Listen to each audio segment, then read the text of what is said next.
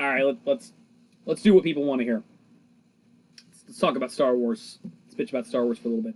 I want to give a shout out to a couple YouTubers in particular that I'm really fond of, and I only really discovered recently out of my hatred for The Last Jedi. I found out about them around December time, like shortly after. No, wait, no, it was January. I was actually in Costa Rica, which is really cool. Kind of partying down there, and just like when I was taking a break from that, I was listening to. I was looking for video reviews about The Last Jedi, and I was like, ooh, I'm not alone. I'm not the only person that hates this video, and that's how I found out about Abu Nas and Live in Hyperspace and SE Reviews and Jeremy from Geeks and Gamers, and it was like, yeah, it's like not the only one who doesn't like this.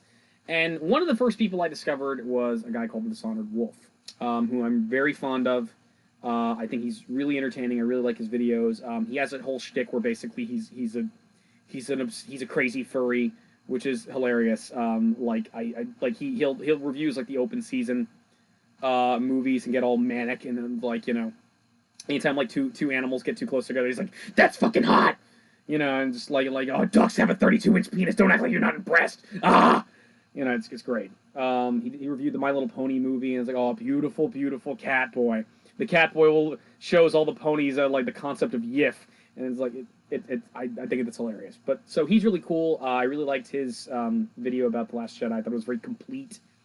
Kind of summed up all my opinions about the film. And then he wound up getting into a debate over like the Marvel movies with a dude named Mauler. And I started checking out Mauler's reviews. Mauler did a beautiful, like Plinkett-worthy, but not as Plinkett, critique of The Last Jedi. No cursing, which is definitely better than my salty ass can achieve. Just now, fucked it up. He did the Unbridled Rage thing where he did curse, and then like his critique was like breaking down every single point of what went wrong in the movie, and it's really I strongly recommend checking out his critique video of The Last Jedi. It's very good. And one of the things that kind of struck me most of all in it was when he talks about Mark Hamill, and just kind of like how not only Mark Hamill is not only been very adamantly protesting the direction the films have gone in, but in particular how seemingly heartbroken he's in. So I just would like to say to Mark Hamill, if he ever watches this, it's like, he may not, but I'm surprised who's actually checked out my videos before. So just throwing this out there, Mark, dude, look, we love you, man. We love you. You are Luke Skywalker to us, and we're there for you. I hearing his comment on it, that he's not alone in how he feels about it. SE Reviews read the article talking about it from the French magazine. Listen, man. What was done to you is not okay. We love you. You are a hero to us. You have made us happy in Star Wars and just many other wonderful roles you've done. I remember, of course, you're phenomenal as the Joker. You're the trickster in the Flash. I forget your character's name, but you're a villain in the new Ninja Turtles movie, and you're really good. Not the new Ninja Turtles movie, the Nickelodeon, the really popular CGI Nickelodeon cartoon, not the newest one that's come up, but the one where it's like their hands are really big, where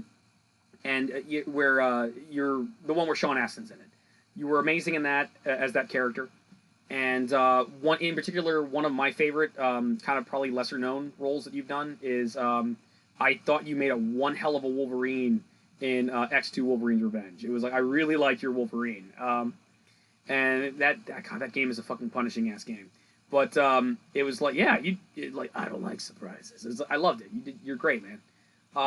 You are a hero to us. You are a remarkable man. You're a very humble man, and just you're a great actor and a wonderful person.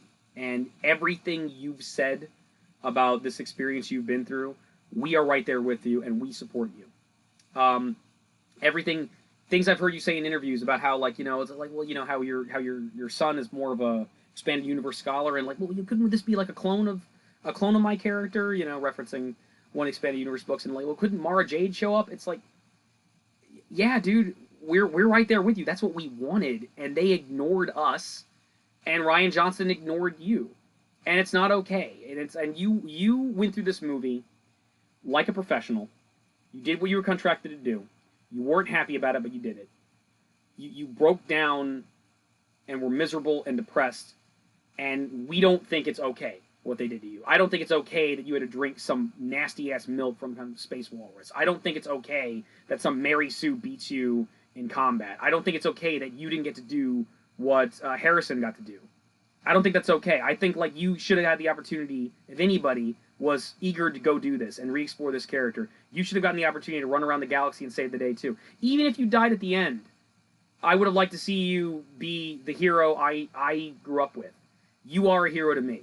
I go to Pensacon whenever I get the chance to, and one of the reasons I go there is, as a sci-fi fan, I'm a big fan of the show Farscape, the Jim Henson show Farscape, and Virginia Hay, who plays Zan in Farscape, is there very, very regularly, and this past year I got to see her again. I also got to meet Dana DiLorenzo from Masters of the Evil Dead, and both of them, they're some of the sweetest people in the world, and they're very complimentary to me because they, I've talked to them for a little bit, and they find out I'm a service member, a former service member, that I've been in the Navy, and it's like the first thing I said when I met Virginia Hay was I went up to her and told her, hey, I love your show. You guys are heroes to me. And she's like, well, you're a hero to me. You're going out there risking your life for your country. It's like,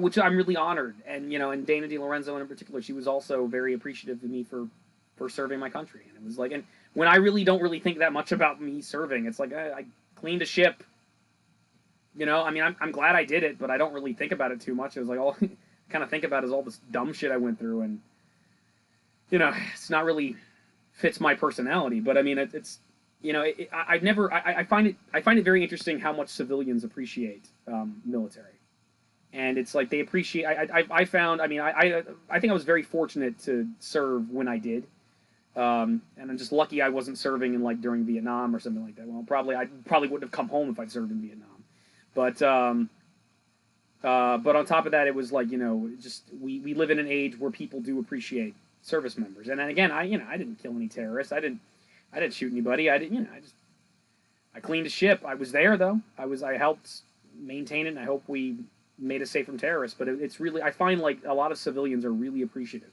of it, and more so than the people in the military are actually appreciative of you being there. They don't you'd be surprised. It's like as much as the civilians appreciate us, the people in the service, like themselves, like the people over you, don't necessarily give rat's ass, or like the people that are in charge of your benefits or whatnot, or your pay or things like that. They don't, you'd be surprised how fucked up those institutions are.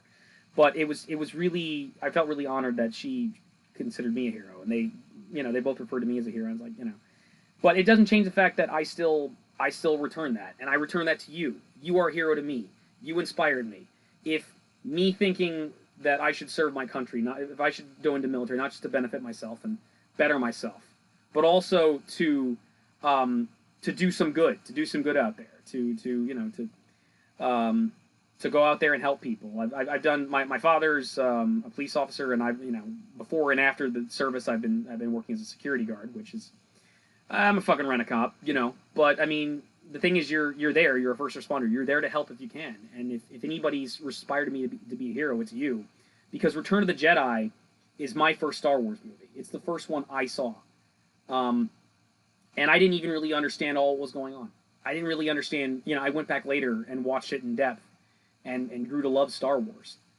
But it's that first movie, that Luke's journey, and that moment, that ending where Luke, in defense of his sister, goes there for a minute, goes a little bit to the dark side, and defeats Vader, cuts off his hand, and looks down and realizes his hand's mechanical and that he's on the way to the dark side.